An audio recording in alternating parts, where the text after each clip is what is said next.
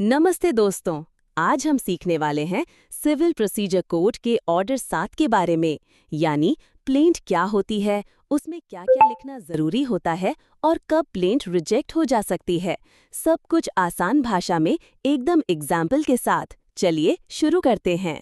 पहला, प्लेंट में क्या-क्या लिखा होना चाहिए। रूल 1। प्लेंट यानी मुकदमा दाखिल करने की एप्लीकेशन होती है। इसमें कुछ मैंडेटरी चीजें लिखना जरूरी होता है। पहला, कोर्ट का नाम, सिविल जज जूनियर डिवीजन, दिल्ली। दूसरा, प्लेंटिफ का नाम, डिस्क्रिप्शन और एड्रेस, रवि कुमार, आयु 35, RO, लाजपत नगर, दिल्ली। तीसरा, डिफेंडेंट का नाम, डिस्क्रिप्शन और एड्रेस, रमेश वर्मा, आयु 40, RO, करोल बाग, दिल्ली। चौथा, अगर कोई पार्टी माइनर या पागल हो तो उसका जिक्र। प्लेंटिफ एक माइनर है, उसका नेक्स्ट फ्रेंड उसकी मां सुनीता देवी है। पांचवां, कॉज ऑफ एक्शन और कब हुआ। डिफेंडेंट ने 10 जनवरी 2023 को 50,000 रुपए उधार लिया था, जो अब तक नहीं चुकाया। छठा, कोर्ट का जुरिस्डिक्शन कैसे बनता है। मनी ट्रांजैक्शन दिल्ली में हुआ था, इसलिए दिल्ली कोर्ट को जुरिस्डिक्शन है। सातवां, प्लेंटिफ क्या रिलीफ चाहता है। 50,000 रुपए प्रिंसिपल अमाउंट प्लस 5,000 इंटरेस्ट। आठवां, अगर प्लेंटिफ ने कुछ क्लेम छोड़ा हो तो वो। प्लेंटिफ ने 5,000 रुपए छोड़ दिया है एज गुडविल। नौवां, कोर्ट फीस और जुरिस्डिक्शन के लिए केस का वैल्यू। टोटल क्लेम 55,000 है, इस हिसाब से 500 रुपए कोर्ट फी लगती है। दूसरा, मनी सूट के लिए क्या लिखें। अगर पैसा वापस लेने के लिए केस है तो एग्जैक्ट अमाउंट लिखना होगा।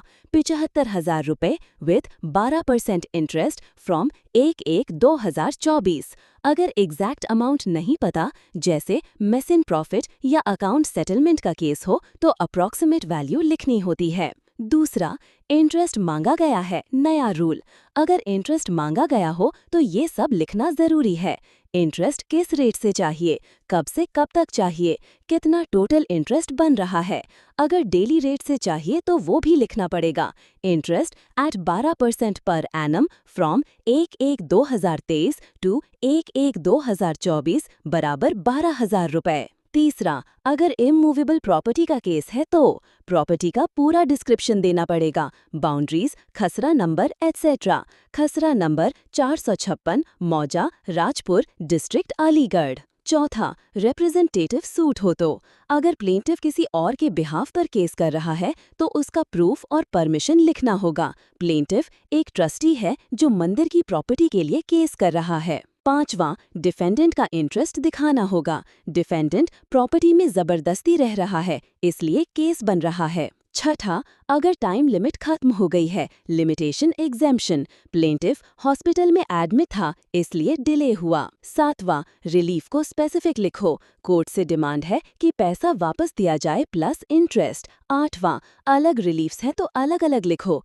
एक रिलीफ पोजेशन का है, दूसरा रेंट रिकवरी का। नौवां, प्लेंट एडमिट करते वक्त समन्स के लिए कॉपी देना जरूरी है। हर डिफेंडेंट के लिए एक कॉपी प्लेंट की दाखिल करनी होती है। 10वां, प्लेंट रिटर्न करने का प्रोसेस, गलत कोर्ट में केस। अगर गलत कोर्ट में केस फाइल हो गया हो तो कोर्ट प्लेंट वापस कर सकती है। जज कॉपी पर लिखेगा कि प्लेंट क्यों वापस की गई। प्लेंटिफ नई कोर्ट में उसी प्लेंट को फाइल कर सकता है। अपील कोर्ट भी सही कोर्ट में भेजने का डायरेक्शन दे सकता है। 11वां, प्लेंट कब रिजेक्ट होती है।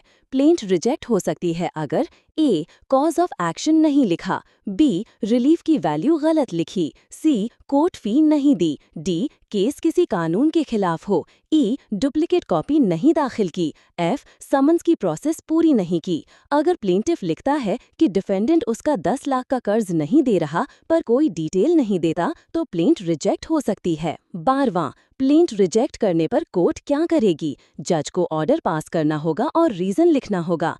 13वां, दोबारा नया प्लेंट दाखिल करना अलाउड है। प्लेंट रिजेक्ट होने का मतलब ये नहीं कि सेम कॉज ऑफ एक्शन पे नया प्लेंट नहीं दाखिल हो सकता। नए तरीके से दोबारा केस फाइल किया जा सकता है। तो दोस्तों, ये था ऑर्डर 7, प्लेंट की कंप्लीट नॉलेज। अगर आपको वीडियो पसंद आई हो तो लाइक, शेयर और सब्सक्राइब जरूर करें। मिलते हैं नेक्स्ट वीडियो में।